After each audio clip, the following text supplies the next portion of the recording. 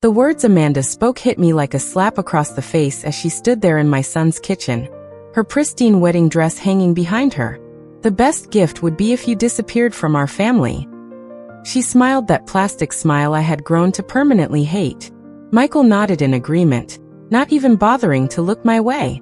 If you're watching this, subscribe and let me know where you're watching from. First, let me give this some context. I need your likes and comments to know you're following along with my story. How did I get here? 3 years ago, I'd sold my beautiful Victorian home, the one my late husband Robert and I had lovingly restored, to give Michael and Amanda the down payment for their dream house, $87,000. My entire life savings was handed over with a mother's unconditional love. They had promised I would always have a place there, that I would always be part of their family. Now, the day before their elaborate wedding, the one I was financing, Amanda had decided I was disposable. You heard her. Michael said finally, his voice cold. This is supposed to be our special weekend. Your negativity is ruining everything. My negativity? I had spent the morning arranging flowers, the afternoon helping with last-minute preparations, and the evening listening to Amanda complain about everything from the weather to the caterer. The only negative thing I had done was suggest that maybe we didn't need ice sculptures shaped like swans. Where exactly am I supposed to go? I asked, my voice eerily calm. Amanda shrugged, examining her manicured nails. I don't know. A hotel? Your sister's? Honestly, Dorothy, I don't care where you go as long as you're not here tomorrow. This is my son's house too, I reminded her. Actually, Michael cleared his throat. It's more Amanda's house now. She's been handling all the finances, making the improvements. You just gave us some money once. Some money once. $87,000 reduced to some money once. I stood there in that kitchen where I'd cooked countless family dinners. I looked at the granite countertops I had helped choose, the custom cabinets my money had made possible. These people had taken everything I'd given them and convinced themselves they deserved it. That's when something inside me shifted. Not broke, but shifted, like a gear clicking into a different position. You're right, I said softly. I should go. Amanda looked surprised. She had probably expected tears, pleading, the usual dramatic scene she could later describe to her friends as Dorothy being difficult again. I'll pack my things and be gone within the hour. Michael actually looked relieved. That's probably for the best, Mom. We can talk after the honeymoon once things settle down. Talk after the honeymoon. As if this was just a temporary disagreement about seating arrangements. I went upstairs to the guest room that had been my home for the past 6 months. Not my room. I wasn't allowed to call it that. Always the guest room, because guests eventually leave. As I folded my clothes into my suitcase, I could hear them downstairs already planning how to rearrange the space. Amanda wanted to turn it into a yoga studio. Michael thought it would make a good office. Neither of them considered that maybe, just maybe, they should feel some guilt about throwing out the woman who'd made their perfect life possible. I paused at Robert's photograph on the nightstand. 43 years of marriage, and he had never once made me feel unwanted in my own home. Don't worry, sweetheart, I whispered to his image. I'm not going down without a fight. But first, I had phone calls to make. Sitting in my car outside their house. No, scratch that, outside the house my money had bought. I pulled out my phone and dialed my lawyer's emergency number. Margaret Chen had been handling my affairs since Robert's death, and she had warned me about this exact scenario. Dorothy, it's Saturday evening. Is everything all right?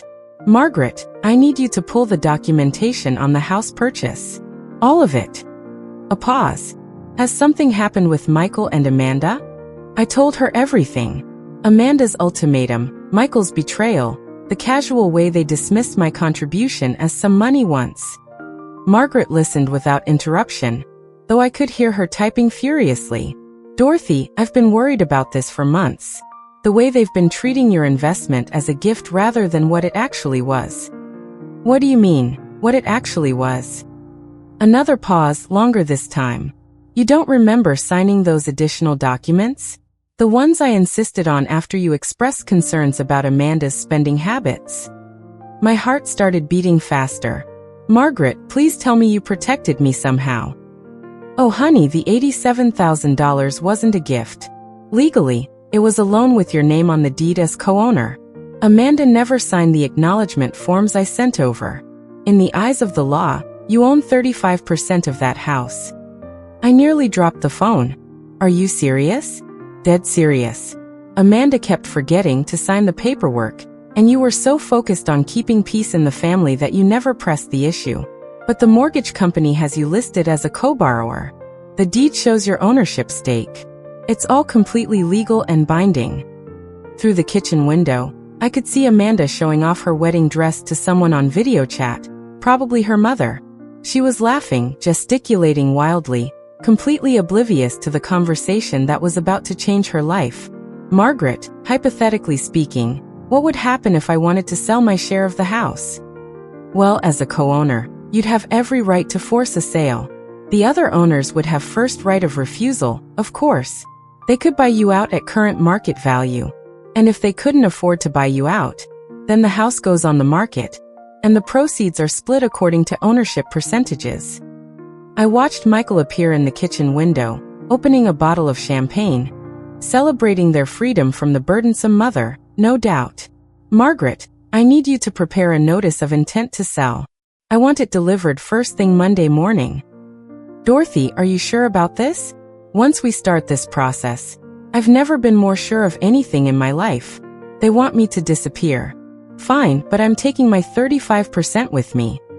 After hanging up, I sat in the growing darkness, watching my son and his fiancée toast their future in the house I'd made possible.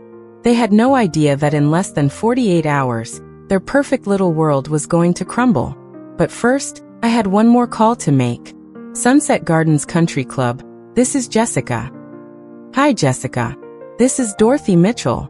I need to speak with your catering manager about tomorrow's wedding reception. Oh, Mrs. Mitchell, how exciting. The wedding's tomorrow, isn't it? How can I help you?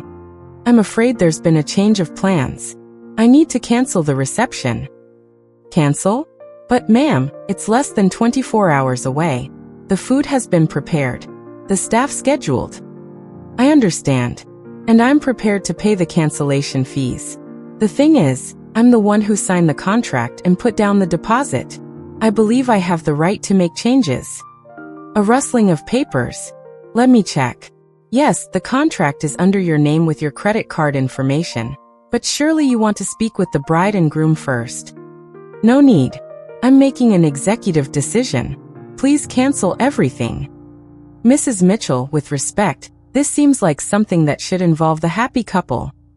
I watched Amanda through the window, now trying on her veil for what had to be the 100th time today. The happy couple made it very clear that my involvement in their lives is no longer welcome. So I'm simply honoring their wishes.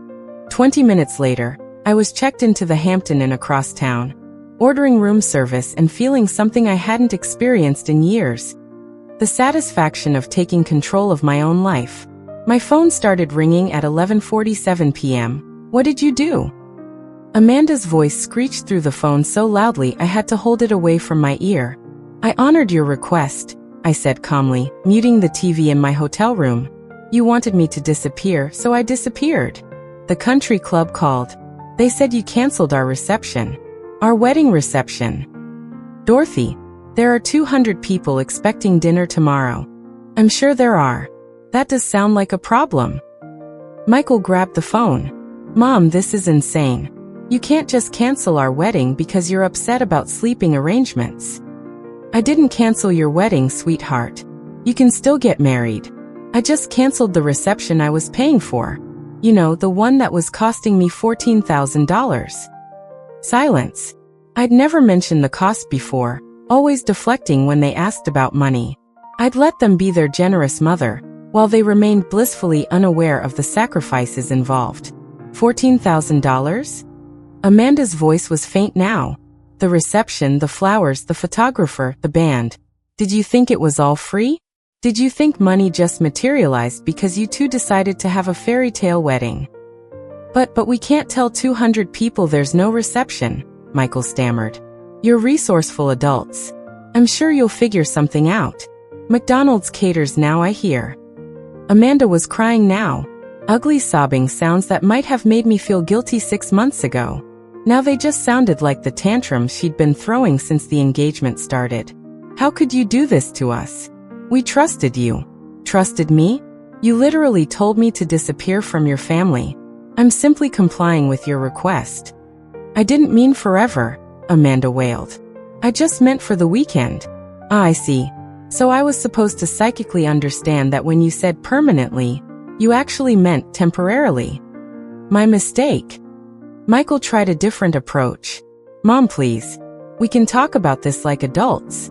Come back to the house and let's work this out. The house where I'm no longer welcome? The house where my presence ruins everything? I don't think so. Where are you even staying? Amanda demanded. That's not really your concern anymore, is it? You made it quite clear that my living arrangements are my problem to solve. I could hear frantic whispering in the background. Probably them trying to figure out how to undo the mess they'd created. Can you at least call the country club back? Michael pleaded. Maybe if you explain it was a misunderstanding. It wasn't a misunderstanding. It was a very clear business decision made by the person who was paying for everything. But what about our guests? What about Amanda's family flying in from California? What about them? You're still getting married. They can still witness that. They just won't get a free dinner afterward. Amanda grabbed the phone back. You're being vindictive and cruel. No, Esweti. Vindictive and cruel was telling the woman who's been supporting your dream wedding to disappear from your family. I'm just being fiscally responsible. This will ruin everything. Everyone will think we're broke. Well, now that you mention it, I let that hang in the air for a moment, watching them squirm. Now that you mention it, without my financial support, you probably are going to be broke pretty soon. That's another thing we should discuss. What do you mean? Michael's voice was tight with panic now. I mean, have you actually looked at your household budget lately? Do you know how much your monthly expenses are versus your income? More frantic whispering. Because I've been supplementing your lifestyle in ways you probably haven't even noticed. The grocery money I slip to Amanda when we go shopping together. The utility bills I pay online because you're always a little short this month. The car repairs, the insurance payments, the little emergencies that keep popping up. Those were gifts, Amanda said weakly. Were they? Because from where I'm sitting, they look more like an allowance. And allowances can be discontinued at any time. The silence stretched so long I thought they'd hung up. Finally, Michael spoke. What do you want, Mom? Now that was interesting. An hour ago, they couldn't wait to get rid of me. Now they wanted to negotiate. I want exactly what you offered me. To disappear from your family permanently. And I want to take my money with me when I go. By Sunday morning, my phone had 37 missed calls and 41 text messages. I ignored them all while enjoying room service breakfast and reading the Sunday paper like a civilized person. The wedding was scheduled for 2 p.m. At 9 a.m., there was a knock on my hotel room door. Through the peephole, I saw Michael in his wrinkled tuxedo shirt, looking like he hadn't slept at all. Mom, please, we need to talk. I opened the door but didn't invite him in. Shouldn't you be getting ready for your big day? That's what I need to talk to you about. His eyes were red-rimmed, desperate. Amanda's having a breakdown. She's locked herself in the bathroom and won't come out. Her mother is threatening to fly back to California. The whole thing is falling apart. I'm sorry to hear that. I hope you work it out. Work it out? Mom, you destroyed our wedding. No, son. I removed my financial support from your wedding. There's a difference. He pushed past me into the room, and I let him. Sometimes you have to let people hang themselves with their own words. This is insane. Over what? A misunderstanding about sleeping arrangements. Sit down, Michael. Something in my tone made him obey. I remained standing, looking down at my 42-year-old son, who was finally starting to understand that actions have consequences. This isn't about sleeping arrangements. This is about respect. This is about gratitude. This is about treating the person who made your lifestyle possible like a human being instead of an inconvenience. We've always treated you well. Have you? When was the last time you asked about my life, my interests, my feelings? When was the last time you invited me somewhere because you wanted my company, not because you needed my help? He opened his mouth, then closed it. I'll wait. The silence stretched uncomfortably. When was the last time you called just to talk? When was the last time you remembered my birthday without Facebook reminding you? When was the last time you treated me like your mother instead of your personal bank? That's not fair. Isn't it, Michael? In the past year, how much money have I given you and Amanda? I don't know. A few thousand here and there for emergencies. $37,000. His face went white. $37,000 in emergencies, and little helps. And that's just until we get back on our feet, on top of the $87,000 for the house down payment. That's $124,000, Michael. More than most people make in 2 years. We were always planning to pay you back. Were you? Because Amanda's been shopping for a new car. You've been looking at vacation packages to Europe. Neither of you has mentioned paying me back even once. He slumped forward, head in his hands. What do you want from me, Mom? I want you to understand that I'm not your personal ATM. I want you to understand that kindness and generosity aren't infinite resources. And I want you to understand that when you treat someone badly enough for long enough, eventually they stop caring about your problems. So you're punishing us by ruining our wedding day. The casual cruelty in that statement, that my setting boundaries was punishment, confirmed everything I'd been feeling. No, Michael. I'm protecting myself by stopping the pattern of financial abuse. Financial abuse? That's ridiculous. Is it? You've conditioned me to believe that my only value to your family is monetary. You've trained me to expect crumbs of affection in exchange for major financial contributions. You've made me feel guilty for having needs and expectations while you take everything I offer for granted. I sat down across from him, leaning forward so he had to look at me.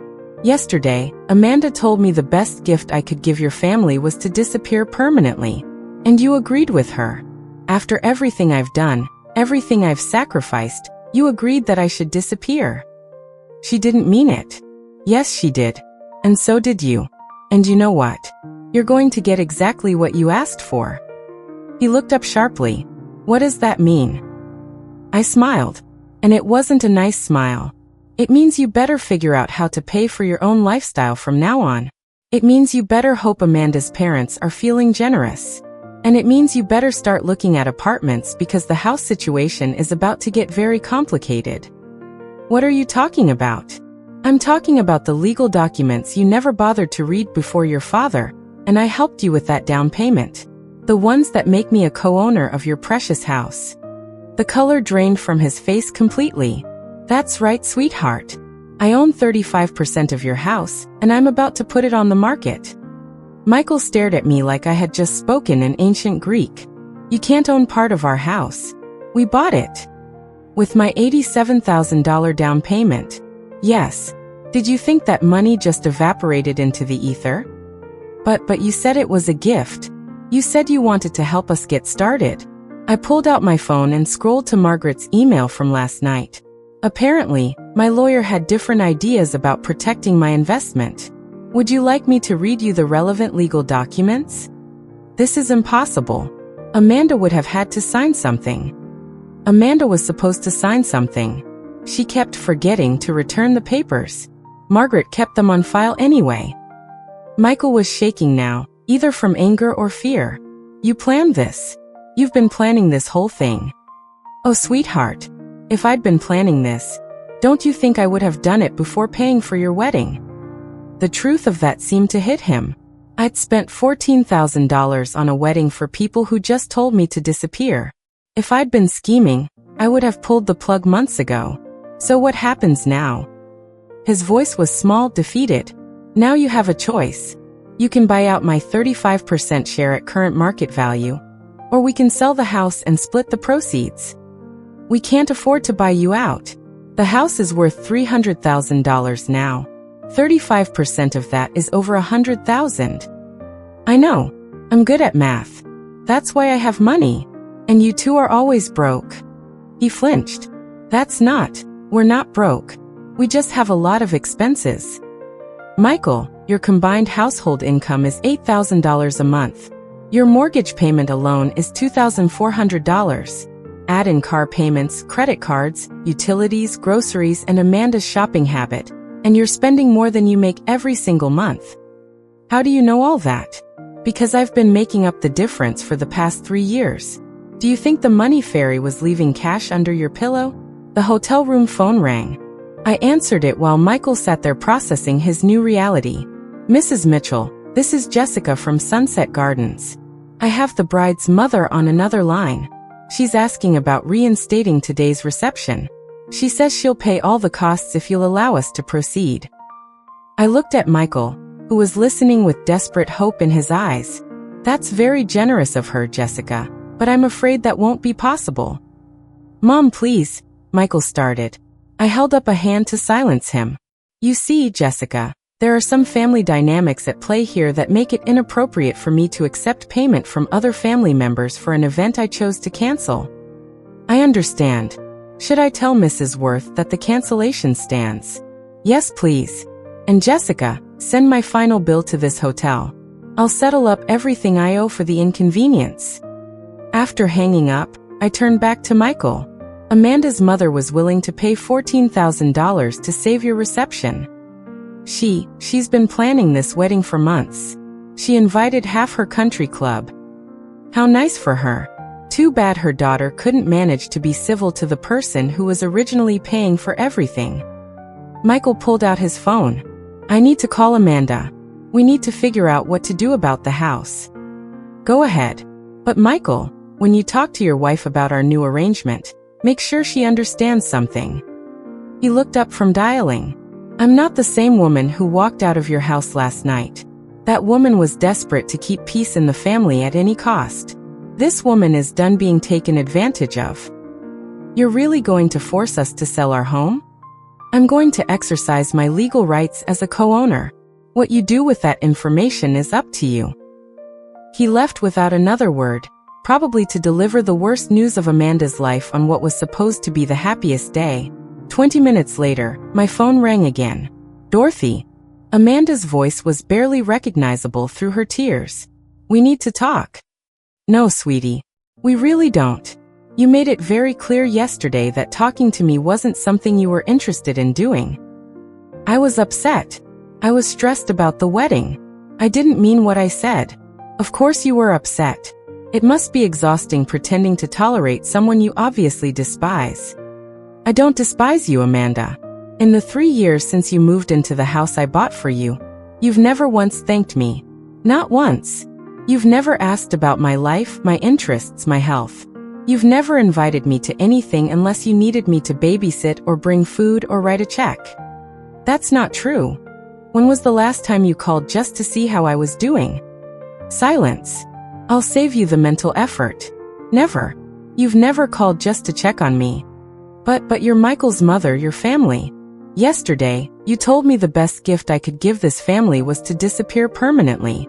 Today you're claiming I'm family. Which is it, Amanda? More crying. The kind of desperate sobbing that once would have made me rush over with tissues and comfort. Dorothy, please. I'll do anything. I'll apologize publicly. I'll pay you back. Pay me back with what money? You don't work, remember? You're a full-time homemaker in a house you couldn't afford without my money. I'll get a job. That's a great idea. You should definitely do that. But it doesn't change the current situation with the house. What if we agree to pay you back for everything? All the money you've given us over the years. I almost laughed. Amanda, honey, you owe me $124,000. At minimum wage, it would take you about 6 years to earn that much.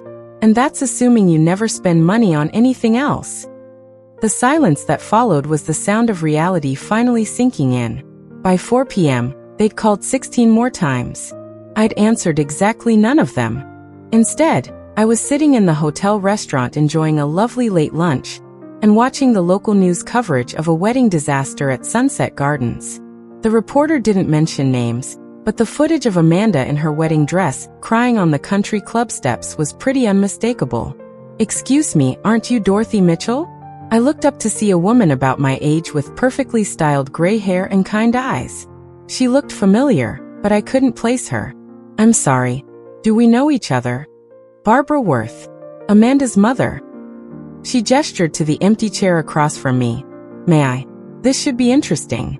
Barbara sat down with the practiced grace of someone who'd spent decades handling social crises.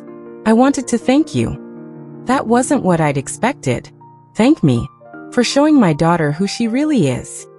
The waitress appeared and Barbara ordered coffee. I waited, curious about where this was going. I've been worried about Amanda for years, Barbara continued. The entitlement, the way she treats people she considers beneath her, the complete lack of gratitude for anything. I kept hoping marriage would mature her. And now I've seen how she treats the woman who made her lifestyle possible. And I'm horrified. Barbara's coffee arrived. She sipped it thoughtfully before continuing. I offered to pay for the reception, not because I support Amanda's behavior, but because I felt responsible for the 200 guests who'd been inconvenienced. But you were right to refuse. Was I? My daughter needed to face consequences for her actions. Real consequences, the kind that can't be fixed with daddy's money or mommy's connections. I studied Barbara carefully. There was something refreshing about her directness. She called me hysterical about the house situation, Barbara continued, demanding that I loan them money to buy out your share. And I told her absolutely not. If she wanted to own a house, she should have treated the co-owner with respect. A woman after my own heart. Can I ask you something, Dorothy?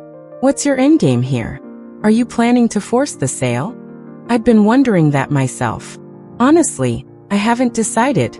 Part of me wants to see if they can actually figure out how to support themselves without my money.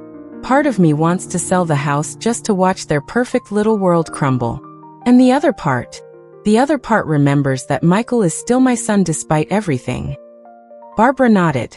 I understand, but may I offer some advice from someone who's been enabling her daughter's bad behavior for 39 years? Please don't save them from this. Whatever you decide about the house, don't cushion the fall.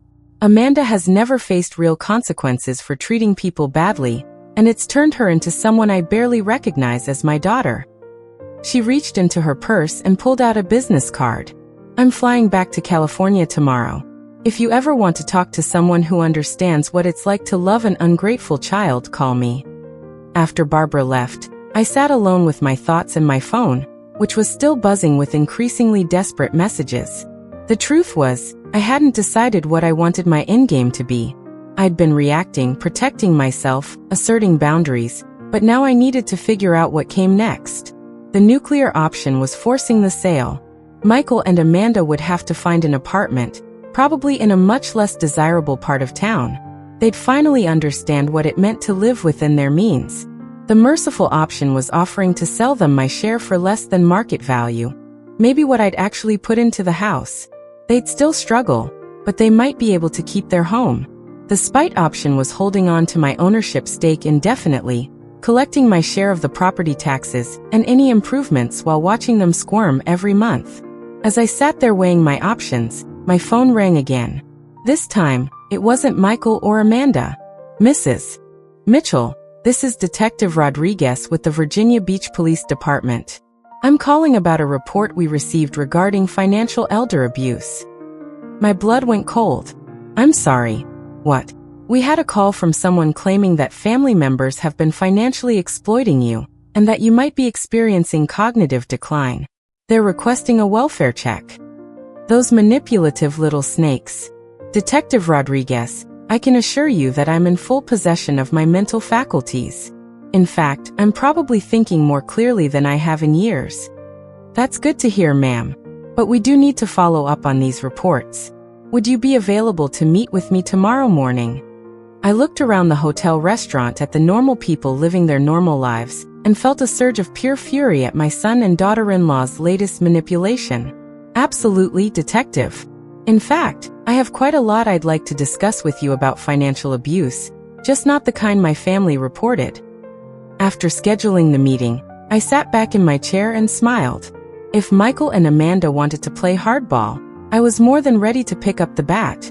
Time to show them what a real power play looked like. Detective Rodriguez was younger than I'd expected, maybe 40, with intelligent eyes and the kind of patient demeanor that probably served him well in family disputes. We met at the police station Monday morning, and I'd brought my entire financial file. Mrs. Mitchell, I want to start by saying that the person who called us seemed genuinely concerned about your welfare. I'm sure they did. My daughter-in-law is very good at sounding concerned when it suits her purposes. I spread my bank statements across his desk. Detective, in the past 3 years, I've given my son and his wife $124,000. Would you like to see the documentation? His eyebrows rose as he examined the papers. Check after check, wire transfers, credit card payments made on their behalf. A pattern of financial dependency that looked exactly like what it was. This is substantial, he said carefully. It is.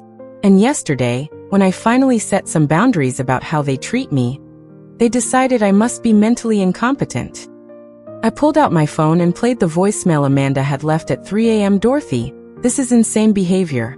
Normal people don't destroy their families' lives over hurt feelings. We're worried about you. Maybe you need to see someone. Get some help. Michael thinks you might be having some kind of breakdown. Detective Rodriguez listened, taking notes. Has there been any history of cognitive issues, Mrs. Mitchell? None whatsoever. I manage my own finances, maintain my own household, drive myself places. The only thing that's changed is that I stopped letting them take advantage of me. I showed him the house documents Margaret had sent over. My lawyer can verify that I'm a legal co-owner of their property. Everything I'm doing is within my rights as an investor protecting her assets. And the wedding cancellation? I was paying for a reception for people who told me to disappear from their family permanently, so I honored their request. We talked for another 20 minutes. Detective Rodriguez was thorough but fair, and by the end, he seemed satisfied that I was mentally competent and financially savvy. Mrs. Mitchell, I'm going to close this case as unfounded, but I do want to give you some information about elder financial abuse resources just in case. Actually, Detective, I think I've got the situation well in hand now. As I drove away from the police station, my phone rang. Michael again. Mom, the police called. They said they're not pursuing the welfare check. That's because I'm not the one being financially abused in this relationship, sweetheart. What's that supposed to mean? It means you and Amanda have been systematically draining my resources for years while giving me nothing but disrespect in return. The detective was very interested in my documentation. A long pause. Are you threatening us? I'm informing you that your manipulation tactics aren't working anymore. Mom, please. Can we just sit down and talk about this like adults? We can, but not at the house I co-own. And not until Amanda apologizes for her behavior. She's sorry. She's been crying for 2 days. Has she? Because the voicemail she left me at 3 this morning suggested she thinks I'm mentally ill, not that she's sorry. Another pause. Where do you want to meet? Margaret Chen's office. Tomorrow at 2 p.m. bring Amanda, and bring a realistic proposal for how you're going to handle the house situation. A proposal? Michael, I own 35% of an asset worth $300,000. That's my retirement security. You either buy me out or we sell. Those are your options. After hanging up, I realized something had shifted in our dynamic. For the first time in years, they needed something from me more than I needed something from them. Margaret's law office felt like neutral territory, all dark wood and leather-bound books. Michael and Amanda arrived 15 minutes late, looking like they'd been arguing in the car. Amanda's eyes were puffy and red, her usual polish completely gone. She'd clearly been crying for days, and part of me felt a twinge of sympathy. The other part remembered her words. The best gift would be if you disappeared from our family. Dorothy, Amanda started immediately. I owe you an enormous apology. I was stressed and overwhelmed, and I said things I didn't mean. Thank you. That's a start. She looked surprised, like she'd expected me to immediately forgive everything. Margaret spread the house documents across the conference table. Let's review the facts. Dorothy provided $87,000 for the down payment. The mortgage shows her as a co-borrower. The deed lists her ownership at 35%. Michael studied the papers like they might magically change. We had no idea about the ownership stake. You would have if Amanda had signed the acknowledgement forms, Margaret replied crisply. I sent them 3 times. I was busy with wedding planning, Amanda said weakly. For 3 years. Margaret's tone was beautifully skeptical. I let them squirm for a moment before speaking. The question now is how we move forward. I have a proposal. They both leaned forward hopefully. Option 1. You buy out my 35% share at current market value, $105,000. Amanda's face went white. We don't have that kind of money. Option 2. We put the house on the market and split the proceeds according to ownership percentages. We'd have to move, Michael said quietly. Yes, you would. To something you can actually afford. What about option 3? Amanda asked desperately. There is no option 3. Those are your choices. Margaret pulled out a calculator. If you sold the house today after realtor fees and closing costs, you'd probably net around $270,000. Dorothy's share would be about $95,000. You'd have $175,000 to find new housing. That's not enough for anything decent, Amanda protested. It's enough for a nice apartment or a smaller house in a different neighborhood, I replied. You know, the kind of place people with your actual income should be living. Michael ran his hands through his hair. Mom, is there any way we can work out a payment plan? Maybe we could pay you monthly until we've bought out your share. I'd been waiting for this. At what interest rate, and with what collateral? You've already proven you don't honor financial agreements. That's not fair, isn't it? You owe me $37,000 in emergency loans that you never intended to repay. Why would I trust you with another $100,000? Amanda started crying again. This is going to destroy our lives. No, Amanda. This is going to force you to live within your means for the first time in your adult life. But what about our credit? What about our reputation? I almost laughed. Your credit? Honey, your credit is already terrible. You've been late on every bill for months. I know because I've been bailing you out. Margaret cleared her throat. I need to advise you that Dorothy has every legal right to force a sale. She's being more than generous by offering these options. How long do we have to decide? Michael asked. 30 days, I said. That should give you time to explore your financing options. As we prepared to leave, Amanda grabbed my arm. Dorothy, please. I know I hurt you, but we're family. Doesn't that count for something? I looked at her hand on my arm, then at her face. For just a moment, I saw the scared young woman behind the entitled facade. Amanda, family is supposed to count for something. That's exactly the point. 2 weeks into their 30-day deadline, I got an unexpected visitor. Barbara Worth stood on my hotel room doorstep with a bottle of wine and a determined expression. I hope you don't mind me dropping by. I got your hotel information from Margaret Chin. I invited her in, curious about what had brought Amanda's mother back to Virginia. I came to check on the kids, Barbara said, settling into the room's only armchair. And to talk to you. How are they doing? Terribly. Amanda's having daily panic attacks. Michael's working overtime, trying to find a way to get a loan. They're fighting constantly. I poured us both glasses of wine, surprised to find I felt less satisfaction in their misery than I'd expected. Barbara, are you here to ask me to reconsider? Actually, no. I'm here to tell you about Amanda's father. That wasn't what I'd expected. Richard spoiled our daughter rotten, Barbara continued. Every tantrum was rewarded. Every consequence was cushioned. Every failure was someone else's fault. She sipped her wine thoughtfully. When Amanda was 16, she totaled her car driving drunk. Instead of letting her face the legal consequences, Richard hired the best lawyer money could buy and got the charges dropped. Why are you telling me this? Because I've watched my daughter become someone I don't recognize, and I finally understand that her problems aren't going to be solved by more money or more rescuing. Barbara reached into her purse and pulled out a check. Amanda asked me to give you this. It's for $25,000, a good faith payment toward buying out your share. I looked at the check, but didn't touch it. And what did you tell her? I told her I wouldn't be her enabler anymore. That check represents Richard's life insurance policy, money I was saving for her inheritance. But I realized that giving it to her would just be repeating the same pattern. She tore the check in half. Barbara, that's a lot of money. Money Amanda hasn't earned and doesn't deserve. Dorothy, I want you to know that whatever you decide about the house, you have my support. Even if it means they lose their home? Especially then. Maybe having to start over will teach Amanda what work and gratitude actually mean. After Barbara left, I sat alone with my thoughts. For 3 years, I'd been Amanda's enabler just as much as her parents had been. Every time I wrote a check to cover their shortfall, I'd been teaching them that there would always be someone to catch them when they fell. The question was, what kind of lesson did I want them to learn now? My phone buzzed with a text from Michael. Mom, we've been approved for a home equity loan that would cover $60,000 toward buying you out. Can we meet to discuss partial payment arrangements for the rest? I stared at the message for a long time.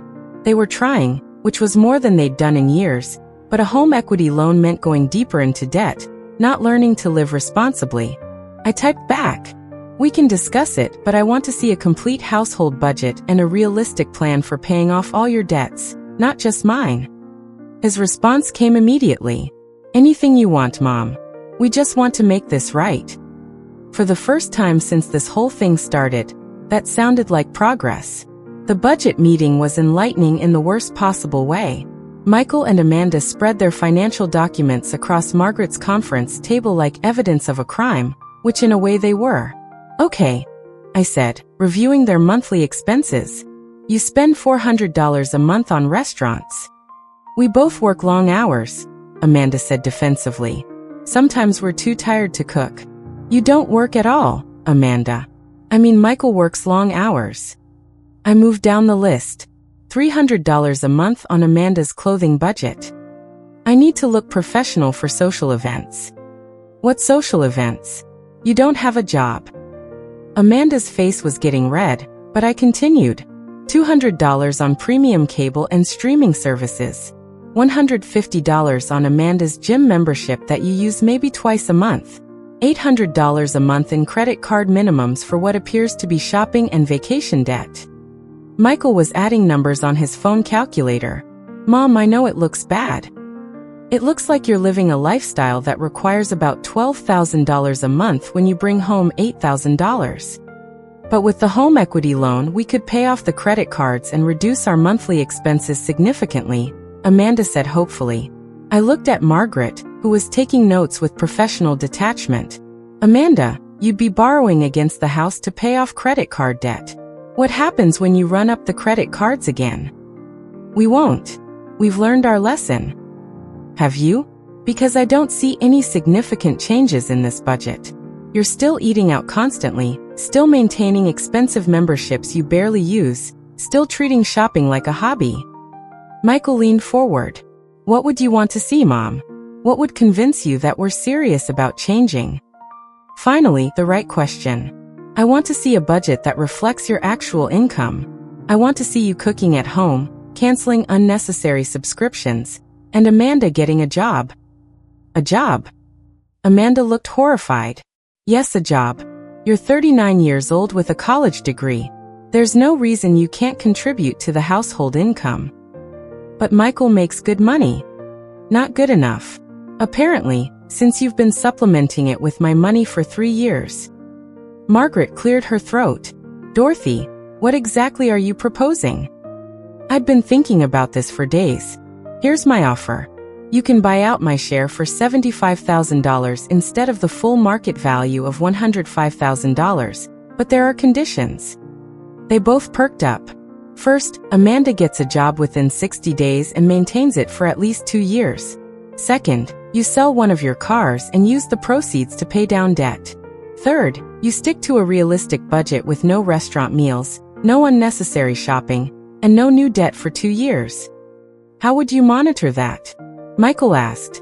Monthly financial check-ins with Margaret. You provide bank statements, credit reports, and proof of income. If you violate any of the conditions, the full amount becomes due immediately. Amanda was shaking her head. That's like being in financial prison. No, Amanda, That's called being accountable for your choices. They asked for time to discuss it privately. While they huddled in the hallway, Margaret turned to me. This is either very generous or very cruel. I can't decide which. Maybe it's both. When they came back, Michael spoke for both of them. We accept your terms. All of them. All of them, Amanda confirmed, though she looked like she was swallowing poison. Margaret started drafting the agreement. I'll need this notarized and filed with the county recorder's office.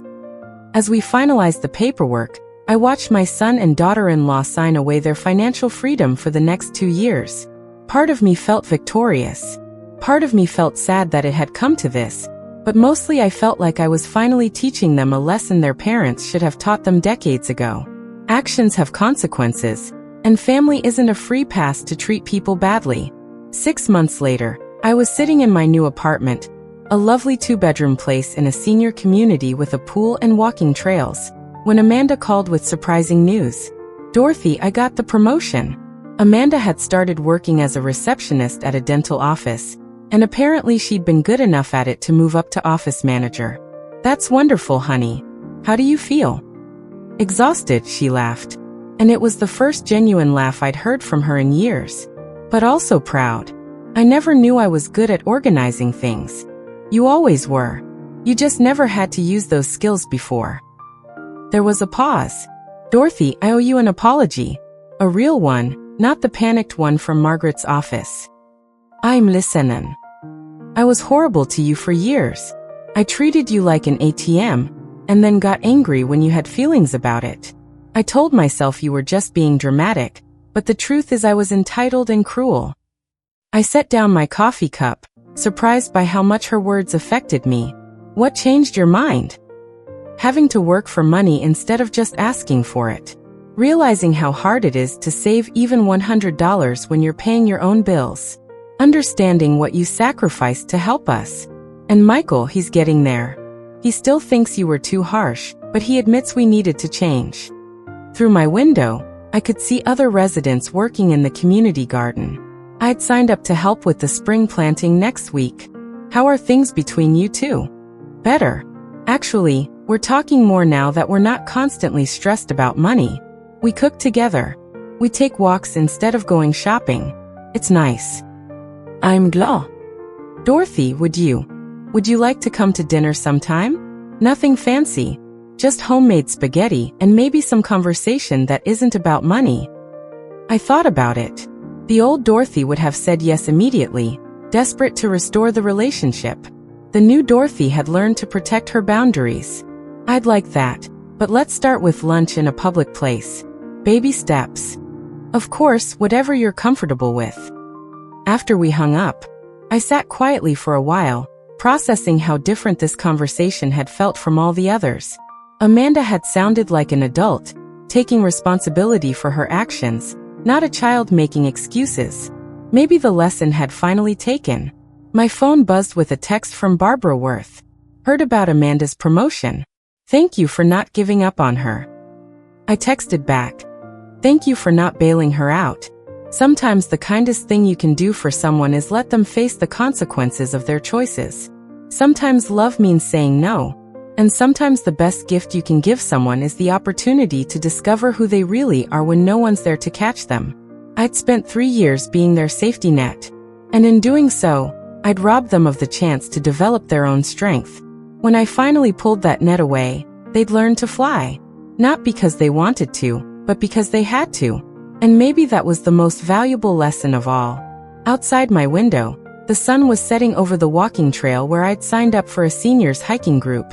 Tomorrow, I was having lunch with a man named Frank, who'd asked me out after we'd both laughed at the same joke during last week's book club meeting. At 68, I was finally learning what it felt like to be valued for who I was, not what I could provide. And that was worth more than all the money I'd ever given away. Thanks for listening. Don't forget to subscribe and feel free to share your story in the comments. Your voice matters.